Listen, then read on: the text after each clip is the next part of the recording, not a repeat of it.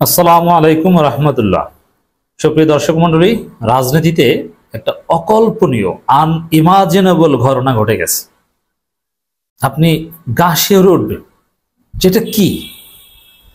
BNP নেতাদের বিদেশ যাত্রায় বাধা একজনের ক্ষেত্রে ঘটেছে, আর অনেকের নাম আছে তালিকায়।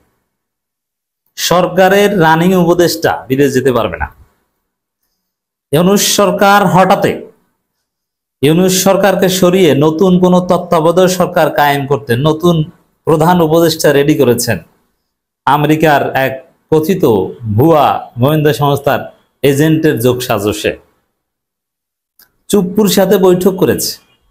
তলে তলে সেনাপ্রধানও জড়িত ছিল, তবে বেশ কয়েকজন অবসরপ্রাপ্ত জেনারেল সাবেক সেনাপ্রধান এই তালিকায় পড়েছে। সরকার সব জেনে গেছে। এখন ইমিগ্রেশনে তাদের নাম, বিদেশ যেতে পারবে না।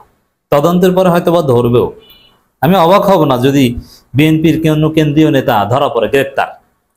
আপনারা অলরেডি শুনেছেন যে বিএনপি নেতা এহসানুল হক মিলন, আমি তাকে শ্রদ্ধা করি, অত্যন্ত শিক্ষিত ভদ্র ভালো মানুষ, কিন্তু বিএনপি তো করেন। তিনি চিকিৎসার জন্য বিদেশ যাবেন, বিদেশ যেতে দেওয়া হয়নি, তাকে ফিরিয়ে দেওয়া হয়েছে। এখন এটা নিয়ে কিন্তু বাংলাদেশে তোলপাড় সৃষ্টি হওয়ার কথা, বিএনপি হাউকাউ করার কথা। হ্যাঁ, ইউনূস সরকার আমলে বিএনপি নেতাকে বিদেশ যেতে দেওয়া হবে না, এত বড় সাহস কার? সরাসরি তারেক রহমানের উচিত ফোন দেয়া ইউনূসকে, যে আপনি কি শুরু করেছেন। আমার সাবেক শিক্ষা প্রতিমন্ত্রী মির্জা ফখরুলের দৌড়ে যাওয়া উচিত ছিল, এবং এহসানুল হক মিলনকে ডেকে নিয়ে ইউনূসের ক্ষমা চাওয়া উচিত ছিল যে স্যার ভুল হয়েছে, আপনার এই ভুলের কারণে যেতে দেওয়া হয়নি, সরি আপনি যান। কিন্তু না, সবাই চুপচাপ।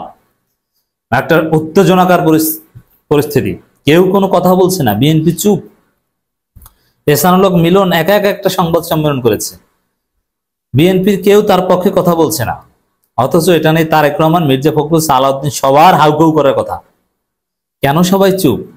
কারণ তারা জানে তারা আকাম করেছে। কি আকাম? আমার দেশ সব ফাঁস করে দিয়েছে মাহমুদুর রহমান। খবর, এনায়েতের জবানবন্দিতে মিলল চাঞ্চল্যকর তথ্য। টার্গেট ইউনূস সরকারের পতন। মানে ইউনূস সরকারের পতন ঘটাতে একটা বিরাট গোষ্ঠী নানান তৎপরতা চালিয়েছিল। অন্য একজনকে প্রধান উপদেষ্টা বানাবে, সে প্রধান উপদেষ্টার নামও রেডি করেছিল।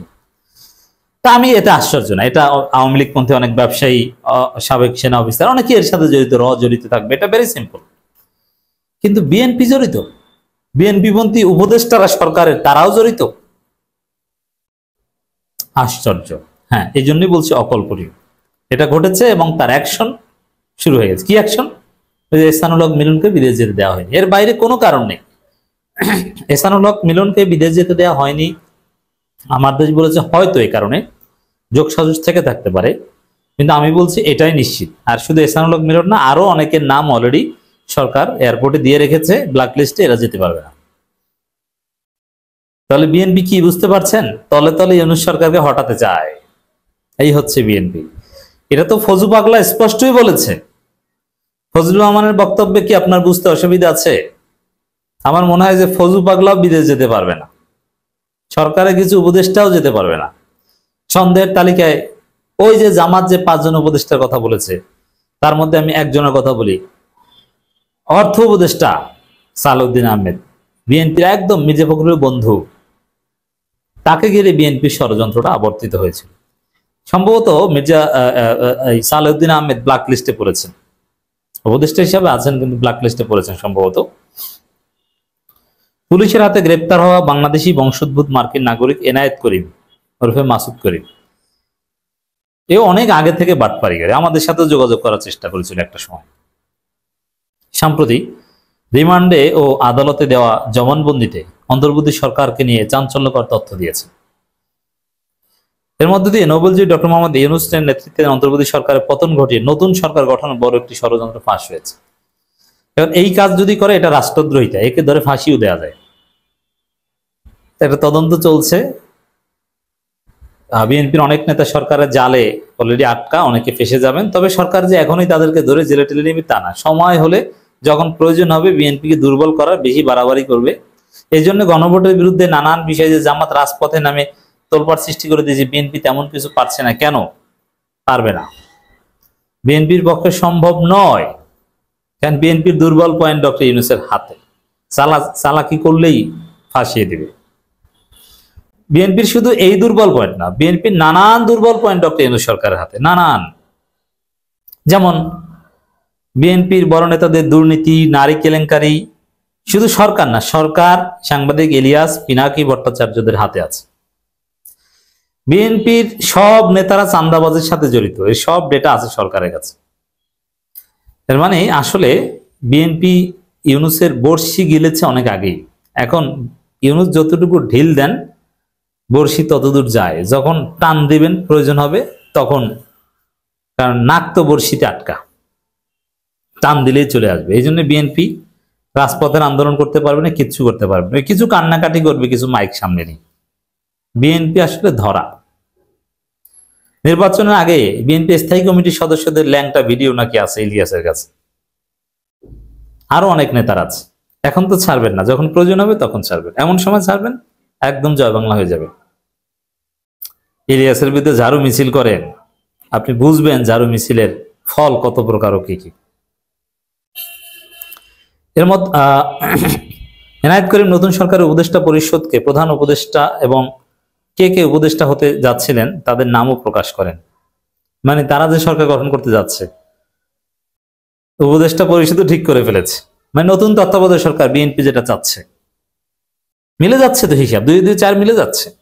নির্ভরযোগ্য সূত্রে জানা গেছে নতুন সরকার গঠনের এই ষড়যন্ত্র নেটওয়ার্কের এনায়েত করিমের সঙ্গে দেশের অনেক রাঘব বল জড়িত। তা আমার আগ্রহ এখানে বিএনপি। এই ষড়যন্ত্র বাস্তবায়নের জন্য দেশ বিদেশে এনায়েত করিম ও সংশ্লিষ্ট উপস্থিতি বেশ কয়েকটি বৈঠক হয়। বৈঠকগুলো উপস্থিত ছিলেন রাজনৈতিক নেতৃবৃন্দ, সুশীল সমাজের প্রতিনিধি, প্রতিষ্ঠিত ব্যবসায়ী, সাবেক সেনা কর্মকর্তা এবং সাংবাদিক। এখানে রাজনৈতিক নেতৃবৃন্দের মধ্যে বিএনপি। ষড়যন্ত্র সরকারের প্রধান উপদেষ্টা হিসেবে যার নাম ঠিক করা হয়েছিল তিনি একজন অর্থনীতিবিদ, তিনি হয়তো ওই সালেউদ্দিন আহমেদ, সম্ভাবনা বেশি। সূত্র আরো জানায় এনায়েত করিম জবানবন্দিতে তার সম্প্রতি বিভিন্ন বিষয়ে গুরুত্বপূর্ণ বৈঠকে উল্লেখ করেছেন। তিনি বঙ্গভবনের রাষ্ট্রপতি শাহাবুদ্দিন চুপ্পুর সঙ্গে সাক্ষাৎ করেন। চুপ্পুকেও গ্রেপ্তার করা উচিত, এটা আমাদের দাবি। এছাড়া চুপ্পু কিন্তু বিদেশ যেতে পারবে না, এটা অনেক আগে থেকে আটকা। এছাড়া অন্য একটি সূত্রে জানা গেছে শেখ হাসিনা ঘনিষ্ঠ আওয়ামী একটি ব্যবসায়ী গ্রুপ ষড়যন্ত্র বাস্তবায়নে এনায়েত করিমকে 6 কোটি টাকা দেয়। রিমান্ডেও আদালতে দেওয়া জবানবন্দিতে এনায়েত করিম নতুন সরকারের উপদেষ্টা পরিষদের যেসব সদস্যের নাম প্রকাশ করেন ইতিমধ্যে তাদের বিদেশ যাত্রা নিষেধাজ্ঞা জারি করা হয়েছে। মানে নতুন সরকারের উপদেষ্টার তালিকায় এই সরকারেরও কেউ কেউ আছে। সন্দেহ করা হচ্ছে গত বৃহস্পতিবার সাবেক বিএনপি সরকারের প্রতিমন্ত্রী এহসানুল হক মিলনকে বিদেশ যাত্রায় অনুমতি না দেওয়ার পেছনে এর সংযোগ থাকতে পারে, এটাই সত্য। মিলন গত শুক্রবার সংবাদ সম্মেলন করে তাকে কেন বিদেশ যেতে দেওয়া হয়নি সরকারের কাছে তার কারণ জানতে চান। এর আগে বৃহস্পতিবার এহসানুল হক মিলন অবশ্য গণমাধ্যমকে জানিয়েছিলেন তিনি পুরনো পাসপোর্ট নিয়ে গিয়েছিলেন, সেখানে মিলন নামটি লেখা ছিল না। তার এই ভুলের কারণে বিমানবন্দর তাকে ফেরত পাঠানো হয়েছে। এনায়েত করিমের পরে অবশ্য বলেছে যে ষড়যন্ত্র। এনায়েত করিমের জবানবন্দিতে উল্লেখিত ষড়যন্ত্রের কথা এমন এক সময় ফাঁস হয় যখন দেশে এক ধরনের অস্থিরতা চলছে। ঐকমত্য কমিশনের সুপারিশ বাস্তবায়ন নিয়ে সরকার ও রাজনৈতিক দলগুলোর মধ্যে বিরোধ লক্ষ্য করা যাচ্ছে। একে অপরকে আক্রমণ করে বক্তব্য দিচ্ছে প্রধান উপদেষ্টা ডক্টর মোহাম্মদ ইউনূস। জাতীয় সংসদ নির্বাচন বানচালের চেষ্টা হতে পারে বলে আশঙ্কা ব্যক্ত করেছেন তিনি। নির্বাচন চ্যালেঞ্জিং হবে এবং হঠাৎ করে আক্রমণ চলে আসতে পারে বলে আশঙ্কা প্রকাশ করেন। তাহলে দর্শক স্পষ্ট হলেন যে বিএনপি এর সাথে জড়িত, অকল্পনীয় না, এবং অ্যাকশন কিন্তু শুরু হয়ে গেছে। অনেকে বিদেশ যেতে পারবেন না।